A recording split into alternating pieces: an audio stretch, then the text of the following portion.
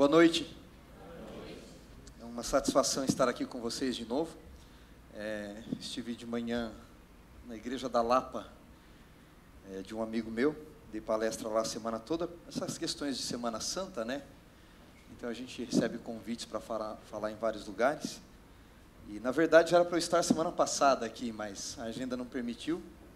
E aí o pastor Wagner, o Thiago, o Caio, a liderança, foram bondosos comigo e trocaram a data. É uma satisfação imensa estar aqui. A partir de hoje, podemos dizer assim, nós abrimos aquela que é conhecida na nossa cultura como Semana Santa, ou a Semana da Paixão, porque não se esqueçam, Jesus foi preso na quinta noite, julgado naquela madrugada, né? Depois foi enviado de Pilatos a Herodes, Herodes o devolveu.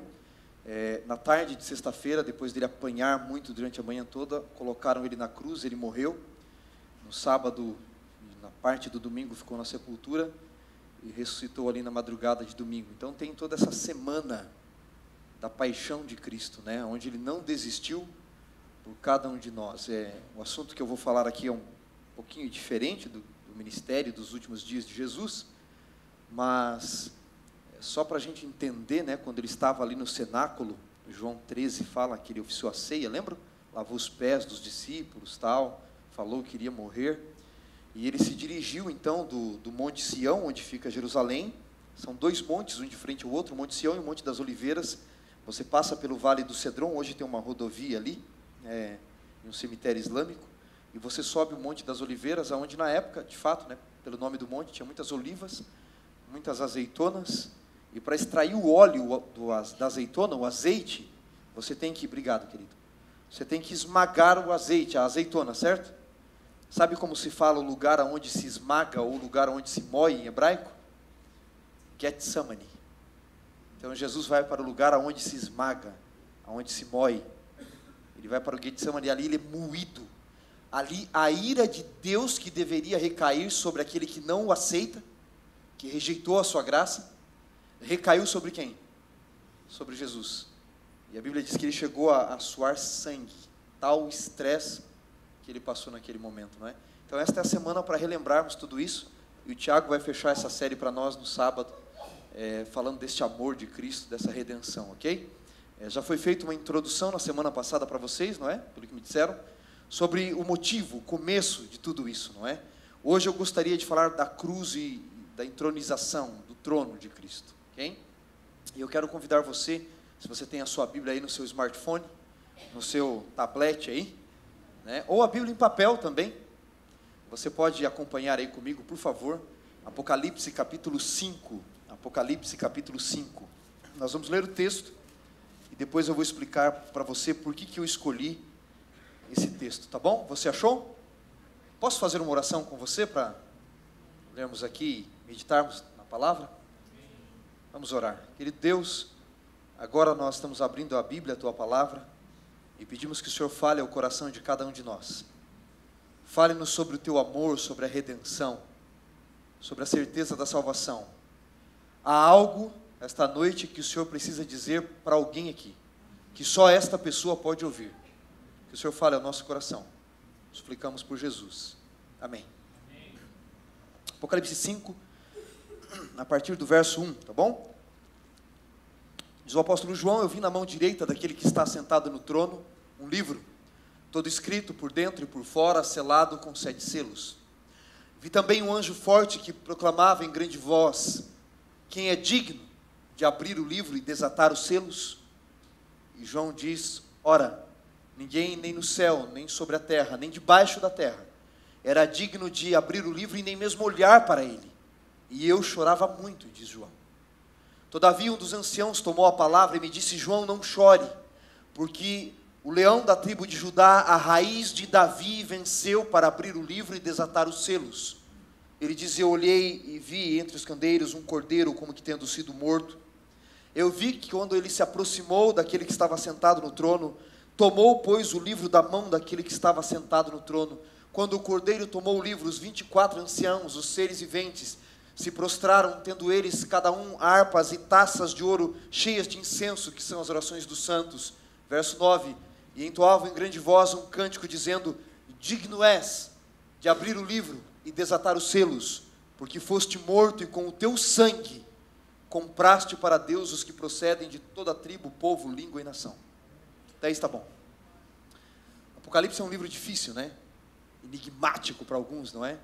Eu dou aula de Apocalipse para o mestrado em teologia na Universidade Adventista. E eu tenho alunos de mestrado que sentem imensa dificuldade de interpretar e traduzir o livro de Apocalipse. Eu vou dar algumas regras básicas aqui que servem para o Apocalipse e para todo o livro, tá? Regras de interpretação, regras de hermenêutica, tá bom? Então veja, para você entender o Apocalipse ou qualquer livro da Bíblia, aqui vão algumas regrinhas. Primeiro, especialmente do Apocalipse, leia todo o livro. Ainda que você não entenda, leia. Porque a Bíblia, ela se auto-interpreta muitas vezes. Ela se auto-interpreta. A Bíblia interpreta a própria Bíblia, tá? Um exemplo está em Apocalipse 17, verso 1. Dá um pulinho lá. Apocalipse 17, 1. João diz assim: veio um dos 7 anjos que tem as 7 taças e falou comigo dizendo: vem, mostrar-te-ei o julgamento da grande meretriz que se acha assentada sobre muitas águas. Aí você pergunta, significa essa meretriz? O que significam águas? Aí no 17, verso 15, o livro responde. No verso 15 ele diz: João, quanto às águas que viste, aonde a mulher está sentada, são povos, nações, multidões e línguas. Veja, o próprio livro está o quê? Dando a interpretação. Então, para você entender o livro de Apocalipse, leia todo o livro. Segunda regra, entenda o contexto da época, tá? A Bíblia não foi escrita primariamente para você nem para mim. Teve um público primário. E o contexto é importante, tá? Vou dar um exemplo para vocês. Jesus não conta em Mateus a história de um rei que deu um grande banquete e seus convidados rejeitaram o banquete e o rei mandou matar as pessoas? Faz sentido isso? Te convido para comer na minha casa. Como é seu nome? Jason. Aí o Jason diz assim: pô, Wanderson, não posso ir. Está morto. Parece que não faz sentido, né? Quando eu estive na metade do doutorado fazendo estágio no deserto da Turquia, com alguns beduínos, a gente escavava ali, fazia amizade com os beduínos. Eu conheci um beduíno e ele falou: ó, gostei de você, você vai comer comigo. A minha quarta esposa vai preparar comida para nós. Eu falei, uau! Aí eu disse assim, e é curioso, pastor Wagner, porque no deserto, viu, Tiago? Quando você vai comer, eles te dão um copinho de chá fervendo no deserto. Qual o sentido da chá fervendo no deserto? Tinha que ser um chá gelado do Outback, né? Ia bem, né? Preferência com aquela Blue Minion acompanhando, né? É porque vai demorar para você tomar. E lá não é para encher a barriga. Comer é relacionamento. E se você se negar a comer, significa que você odeia a pessoa. O beduíno falou: você vai comer comigo. Eu disse assim: eu não estou com fome. Eu sabia que ele ia me dar chá e eu odeio chá quente. Do Outback você pode me levar, tá bom? Eu falei: eu não quero. Aí ele falou: não, você vai comer comigo. Eu falei: muito obrigado, eu não quero. Ele disse: você vai comer comigo. Aí eu disse para ele assim: e se eu não aceitar comer com você? Aí ele botou a mão na metralhadora que eles andam lá, fuzil, né? Ele falou assim: significa que você me odeia e quer a minha morte da minha família. Você vai comer comigo? Eu falei: deu uma fome. Eu comi com ele, porque se negar comer com alguém significa que você odeia essa pessoa e quer a morte dela. Entende por que o rei mandou matar? Cultura da época, tá? Então, o próprio livro e a cultura. E ao ler Apocalipse, tenha em mente que João escreveu Apocalipse para falar da história da redenção. Portanto, faz sentido que nós vamos estudar, tendo em vista a Semana Santa, tá? Jesus é o Cordeiro que foi morto e reviveu no livro do Apocalipse. Jesus nem é Jesus. Jesus no Apocalipse é chamado de Cordeiro, tá bom? O que tem a ver esse livro com o que nós estamos estudando? Você coloca a imagem para mim, por favor? O que tem a ver esse livro com aquilo que nós estamos estudando? Pode passar para mim a imagem. O que Jesus veio fazer aqui no mundo? O que ele veio fazer? Ele veio fazer 2 coisas. Qual foi a primeira? Nos salvar. O Filho do Homem veio buscar e salvar aquele que estava perdido, certo? Mas Jesus veio fazer mais uma coisa além de nos salvar. Por que ele nasce bebê e morre 30 e poucos anos depois? Por que ele já não morre quando nasceu, se o salário do pecado é a morte e ele veio ao mundo? Era só morrer, não era? Qual foi a segunda coisa que Jesus veio fazer? Vindicar o caráter de Deus. Que o diabo põe em xeque, dizendo que Deus é ruim, que Deus não presta, que Ele é o melhor, e leva a terça parte dos anjos com Ele. Pode passar a próxima. Então ele vem vindicar Deus, pode passar, e vindicar o ser humano. Eu fiz em Keynote, então vai desconfigurar às vezes um pouquinho, né? Deixa aí, por favor. Então faz sentido estudarmos a vindicação nossa e do caráter de Deus, que é a entronização de Cristo. Quando ele se assenta no trono, é porque ele salvou o caráter de Deus, que o diabo havia jogado lama no caráter de Deus. E este texto que nós lemos, na opinião dos eruditos de Apocalipse, se refere exatamente ao momento entre a ressurreição de Cristo e quando ele aparece para os discípulos. Vocês lembram que quando Jesus apareceu para Maria, Maria foi tocar em Jesus, e Jesus disse o que para Maria? Não me toque, Maria. Por quê? Porque eu ainda não subi ao Pai. Mas João 20 diz que alguns dias depois ele apareceu para Tomé, não apareceu? O incrédulo. E o que ele disse para Tomé? Toca. Pode tocar aqui, ó, do lado, nas minhas feridas. Por que Maria não pôde tocar e Tomé alguns dias depois pôde? Porque Jesus diz, Maria, não me toque porque eu ainda não subi. Então, olha interessante. Jesus morre, sobe para uma conversa com Deus o Pai, e volta e fica 40 dias na terra. E depois sobe em Atos 2. O que ele foi fazer nesse intervalo? Ele foi entregar o sacrifício. É só olhar para o Antigo Testamento, o cordeirinho. Ele foi mostrar para o Pai que ele pagou o preço para que o Rei do Universo aceitasse o sacrifício. E esta cena de Apocalipse descreve este momento. Veja, Deus, o Pai, tem assentado no trono um livro que ninguém pode abrir nem olhar para ele, né? Pode passar a próxima para mim, por favor? Pode passar. Falei, né? Vindicação do caráter de Deus e salvação do homem. Pode passar? Até apareceram algumas perguntas. Aí, volta, por favor. Então, por que João chorava? O que está acontecendo? Que livro é esse? O que essa cena está descrevendo? Existem várias interpretações de eruditos sobre que livro é esse. Alguns teólogos dizem que este livro selado é o livro de Daniel. Lembra que o livro de Daniel termina dizendo, sela o livro até o tempo do fim? Alguns dizem que esse é o livro de Daniel. Outros dizem que este é o livro da lei de Deuteronômio, capítulo 17, que o rei, quando se assentava no trono, podia abrir o livro. Na minha opinião, este livro é o livro da lei do rei entronizado, que se refere à posse da terra. A posse da terra. Ele está sendo entronizado porque ele nos salvou. Então tem tudo a ver a entronização com a salvação. Mas deixa eu explicar melhor isso aqui. Tiago, você pode vir aqui me ajudar? Pastor Wagner, cadê o Caio? Vem cá, Caio, meus amigos. Vem aqui, por favor. Veja, eu disse para vocês que este livro provavelmente se refere à compra da terra, né? Dá um pulinho em Jeremias capítulo 32, verso 6. Jeremias 32, verso 6.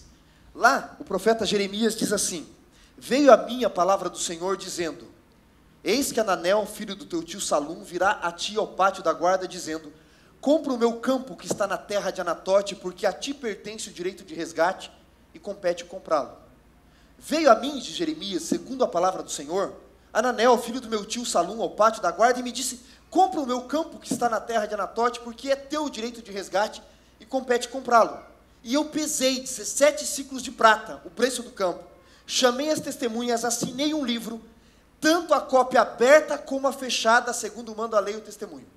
Então, Jeremias 32, do verso 6 ao 12, fala de como funcionava a compra da terra em Israel. Quando você ia comprar uma terra, se eu comprasse a terra, por exemplo, do Tiago, ele tinha que assinar uma escritura, eu também, nós assinávamos 2 escrituras, uma cópia fechada ficava com os juízes, as testemunhas da cidade. Uma cópia aberta ficava com o dono da terra, no caso agora, eu. Esse livro aberto significava o quê? Que a terra que antes era do Tiago, agora é minha. Só que tem um problema em Israel. Em Israel você não pode vender terra, até hoje. Você não pode vender terra. Por quê? Porque a terra pertence a quem? A Deus. E sabendo que não se podia vender terra, Deus instituiu através de Moisés 2 leis em Israel, civis, o Código Civil de Israel. Ele instituiu uma lei que chamava a Lei do Jubileu, já ouviram falar do ano do Jubileu? E instituiu uma outra lei que chamava a Lei do Levirato, a Lei do Levir, do resgatador. Tinham várias leis embutidas nesses códigos, Mas da compra da terra funcionava assim a lei do jubileu. Desde que eles dominaram a terra de Canaã, conta-se 6 anos plantando, no 7º a terra descansa. Conta mais 6, no 7º a terra descansa.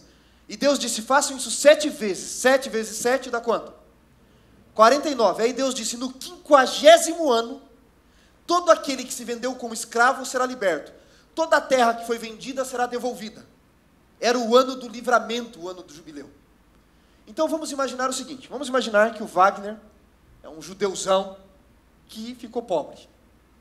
Não deu sorte na vida. Vai ter que vender a terra. Não consegue manter a terra. E aí, o Tiago tem cara de rico, vai ser o primo rico. Tá bom? O Tiago é um estranho, não havia WhatsApp, não havia Instagram, não pôde anunciar a venda da terra, tá? Não havia o LX. E um estranho descobriu que você está vendendo a sua fazenda e ele disse, quanto você quer? 17 ciclos de prata. E ele pagou o preço. Assinaram as 2 cópias. A fechada ficou com o juiz da cidade e a aberta com quem? Com o estrangeiro que comprou a terra. Mas, você tem um outro primo rico. Tá? O Caio. Que só anda de helicóptero, vocês viram, né? Só anda de helicóptero. Eu acompanho o Caio. Sou stalker do Caio. E o Caio é um parente, um primo. E diz, rapaz, você vendeu a terra. Vendi, estava pobre. Não pode vender a terra é nossa. E por ele ser o parente mais próximo, ele é, segundo a lei de Israel, o levir, como o Boaz funciona com Ruth, o levir. E ele chega para o estranho que comprou a terra e diz, ô Tiago, a terra é nossa, eu quero a terra de volta, quanto é que ele te vendeu, quanto você pagou, está aqui o dinheiro, eu quero a terra de volta.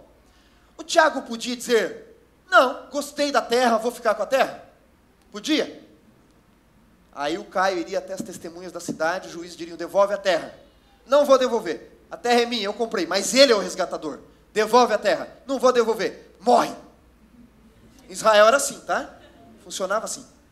Israel roubou. Paga 4 vezes mais, não era? Não vou pagar. Morre. Em Israel era igual no Brasil. A ideia era provar que o crime não compensa. Tá? Não sei porque você deu risada aí, tá bom? Então Israel funcionava assim. Tinha que devolver a terra para o resgatador. Agora notem, quando o Tiago foi comprar a terra do Wagner, no ano do jubileu, ele teria que devolver, mesmo que você não pagasse. Se faltasse 10 anos para o ano do jubileu, a terra valeria um tanto. Se faltasse 40 anos para o ano do jubileu, valeria mais ou não? Por quê? Ele iria usar por mais tempo. Então, tinha a lei do jubileu e a lei do levir, do resgatador. Ele era obrigado a devolver a terra. Senão, o que acontecia? Morre. Simples assim, Israel, né? A não ser por um motivo, você não precisava devolver a terra. Se você me contratasse como advogado, eu conseguia segurar a terra. Um pouquinho mais para você nos direitos e obrigações ali, tá? De compra e venda. Mas esse motivo eu vou falar depois. Senhores, ficou claro isso aqui? Era um arrendamento, na verdade, porque um dia ele teria que devolver a terra para o Wagner. Mas antes do ano do jubileu, quem podia comprar? O resgatador, o parente mais próximo. Obrigado, senhores. Vou chamá-los de volta no final, tá bom? Obrigado, vamos aplaudi-los. Ficou claro, né? Agora eu preciso explicar outra coisa para vocês. Por que não podia vender a terra para sempre em Israel? Por quê? A terra pertence a Deus. Terra, ter posse da terra, simboliza estar salvo. Os judeus acham que Deus criou o mundo a partir do Monte Sião. Por isso existe um movimento sionista em Israel. Ali era o cordão umbilical do mundo. Ter a posse da terra significa estar salvo. Você já leu o livro de Juízes? O livro de Juízes acontece exatamente o seguinte. Quando o povo se afasta de Deus, para impressionar a mente do povo de que eles estão perdidos, o que é que Deus fazia? Tirava a posse da terra. O livro de Juízes é assim. O povo peca, se afasta de Deus. Deus manda o inimigo domina a terra. Aí eles se arrependem, porque estão sem a terra. Clamam a Deus, Deus levanta um libertador, um juiz. Sansão, Baraque, Débora, Jefté, Gideão, assim por diante. Aí o libertador expulsa o inimigo. Eles têm a posse da terra. Aí o que eles fazem? Se afastam de Deus. Aí Deus tira a terra, para mostrar que eles estão perdidos. Aí levantam um libertador. Aí eles têm a terra. E o livro de Juízes é o tempo todo assim, é ou não é? É um ciclo vicioso. E para impressionar a mente do povo de que eles estão perdidos, o que Deus fazia? Tirava a terra. Porque para Israel, ter posse da terra significa estar salvo. Grave isso, tá? Lembra do exemplo? Ter posse da terra significa estar salvo. Por isso, passa para mim, por favor. Quando você vai, por exemplo, pode passar aqui estava em grego, mas desconfigurou, pode passar. Quando você vai, por exemplo, pode passar mais uma, para o livro de Salmos, Ezequiel, Isaías, você vê que Deus usa o exemplo de promessa de devolver a terra para dizer que vai salvar o povo. Dá uma olhadinha, por exemplo, em Ezequiel 11. Lá Deus diz assim: veio a minha palavra do Senhor dizendo, filho do homem, os teus irmãos, os teus próprios irmãos, os homens do teu parentesco e toda a casa de Israel são aqueles que os habitantes de Jerusalém disseram: apartai-vos para longe, esta terra se nos deu em possessão. Portanto, diga a eles, assim diz o Senhor, ainda que os lancei para longe entre as nações, ainda que os espalhei pela terra, todavia lhes servirei de santuário por um pouco de tempo, para as terras aonde foram. Diga ainda a eles, assim diz o Senhor Deus, hei de ajuntá-los dos meios dos povos. Agora notem, os recolherei das terras para onde foram lançados, e lhes darei a terra de Israel. Deus está prometendo salvar. Senhores, para prometer salvar, o que Deus promete devolver? A terra. Passa a próxima. No livro de Salmos, pode passar mais uma?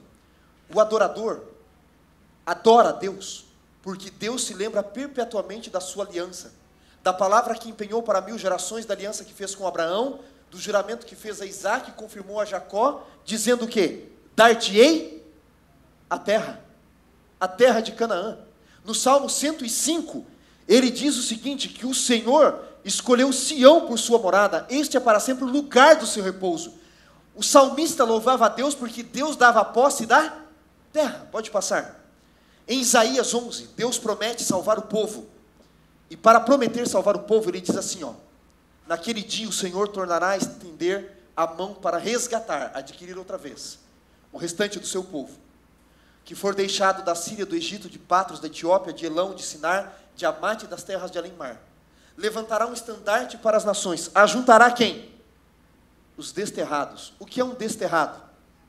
Um sem terra. E Deus aqui está prometendo salvar.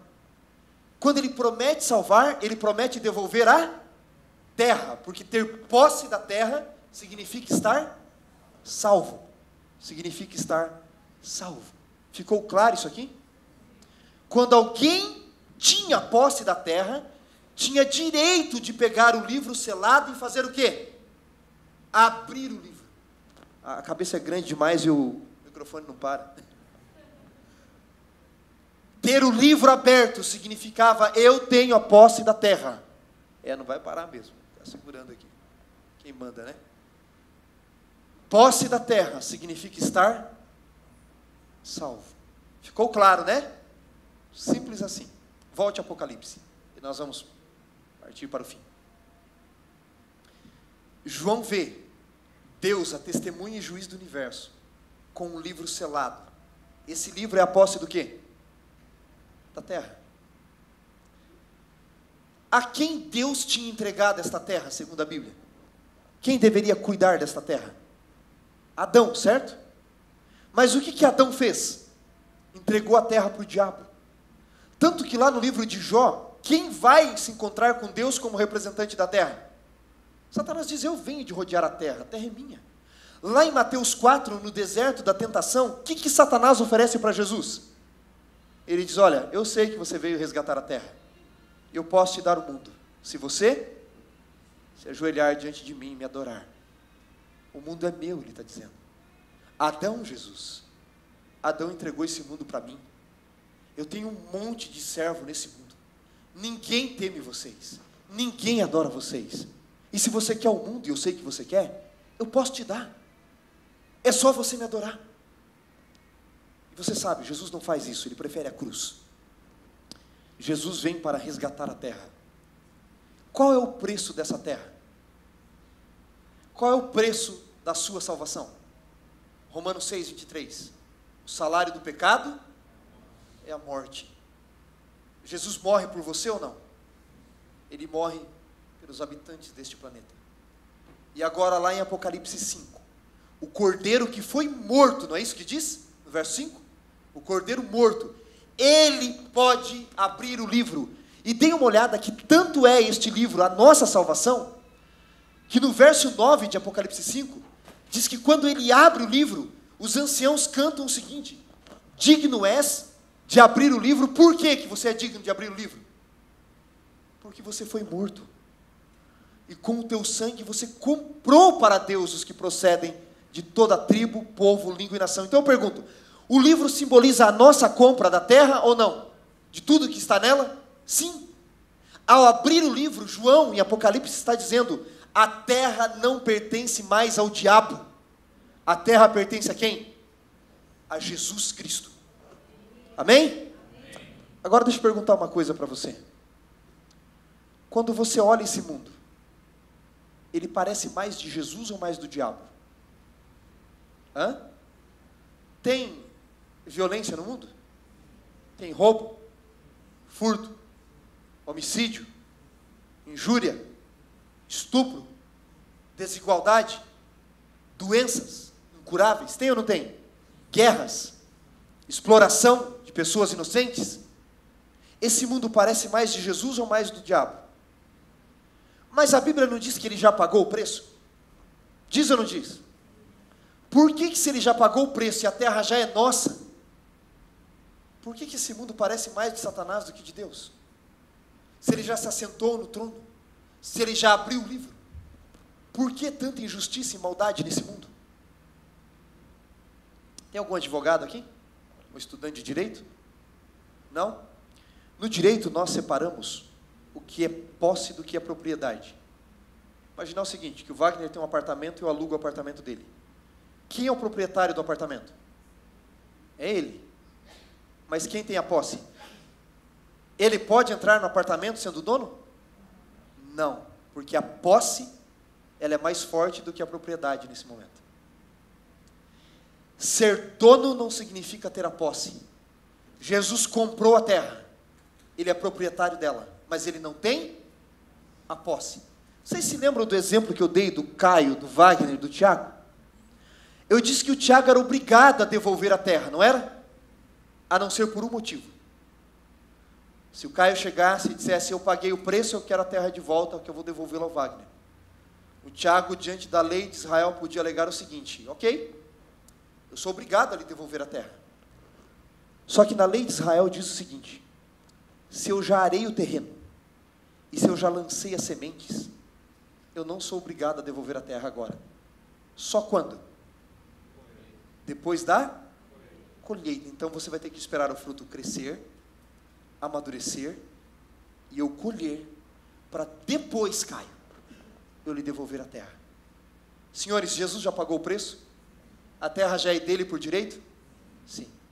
Mas o que o diabo fez? Lançou as sementes. O que Deus está esperando? O amadurecimento dos frutos do mal, para que ninguém tenha dúvida de que o mal é mal. E a colheita. Aí então ele não só terá propriedade, como ele terá a posse da terra. É por isso que você e eu, a despeito dele ter pagado o preço, ser entronizado como rei do universo, lógico, isso se conclui também no final, mas ele já tem direito ao trono. É por isso que nós estamos aqui ainda. Põe no último slide para mim, por favor. Pode pôr no último, já lemos. Okay. Essa semana eu pregando lá na igreja na Lapa, alguém chegou para mim e falou: pastor, eu estou tão triste com Deus. Eu falei: por quê? Minha mãe está doente, a gente tem orado tanto a Deus, buscado tanta cura em todos os lugares, e cada vez ela fica pior. Deus não tem poder para curá-la? Eu disse: tem. Tem ou não tem?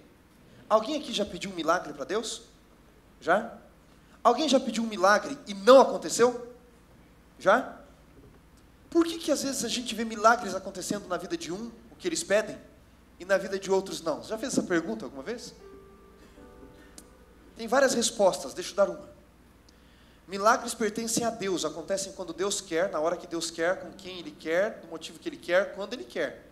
Tem gente que diz assim, eu determino, já viram? Quem sou eu para determinar o que Deus vai fazer? Eu, humano. Milagre pertence a Ele, não a mim.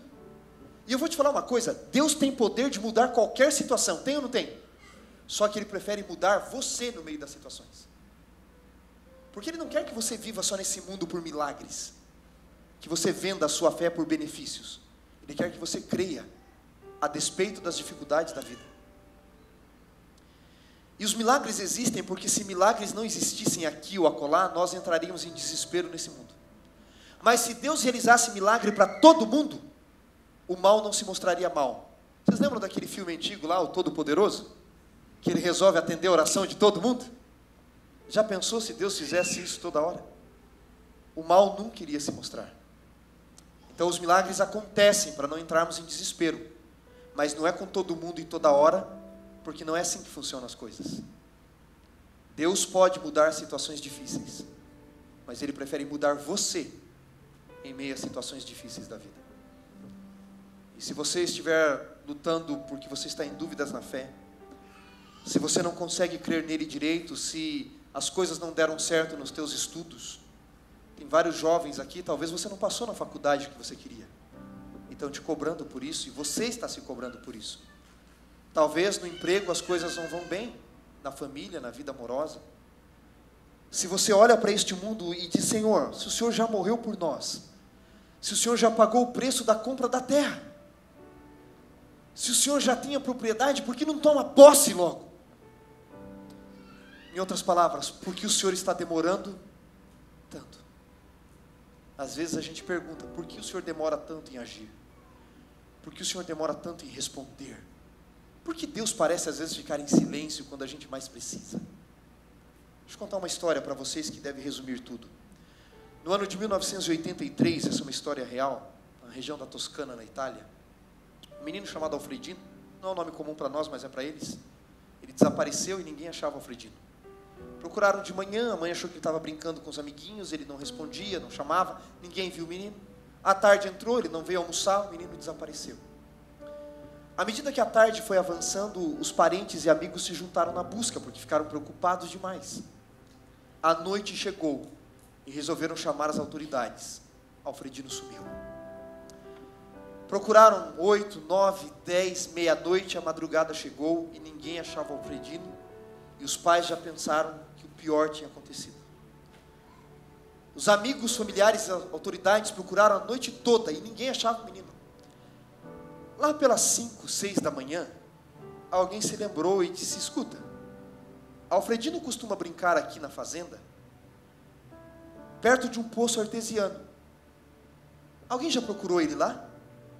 E todos foram até o poço. Era um poço de 60 metros de profundidade por 30 centímetros de diâmetro. Quando chegaram até o poço, a tampa do poço estava removida. A mãe de Alfredino correu desesperadamente para a boca do poço e gritou assim, Alfredino, meu querido filho, por acaso você está aí? Lá do fundo veio uma voz que a deixou em desespero. Mamãe! Mamãe! Eu chamei pela senhora a noite inteira, mamãe. Eu estou aqui. Por que a senhora demorou tanto vir me buscar? Eles fizeram os cálculos e descobriram que na queda, porque o poço era estreito, Alfredino enroscou no 30º metro, na metade do poço. Mas não tinha como um adulto entrar, não tinha como ele se amarrar a alguma corda, não tinha como tirar o menino. O que você faria para tirar ele? Alguém pensou rápido e disse, escuta, a gente está com dezenas de homens aqui. Tem uma empresa aqui pertinho que tem máquinas que cavam poços.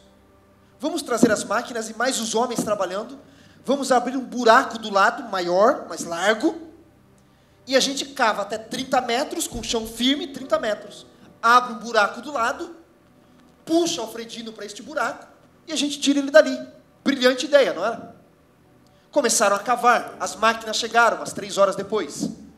Desde que as máquinas chegaram e os homens trabalhando, cavando, Em 6 horas, eles chegaram a 30 metros de profundidade.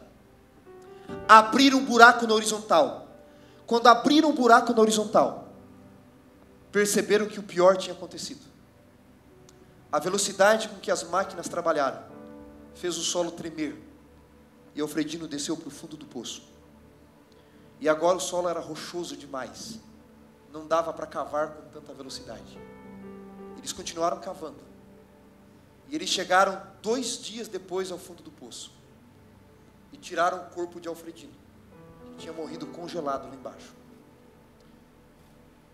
Quando a gente pergunta para Deus: Senhor, se o Senhor já pagou o preço, se o Senhor já tem direito ao trono, por que não toma posse? Se já tem a propriedade. Quando a gente diz: Pai, por que o Senhor demora tanto vir me socorrer na noite escura da minha vida? Sabe qual é a resposta de Deus para mim e para você?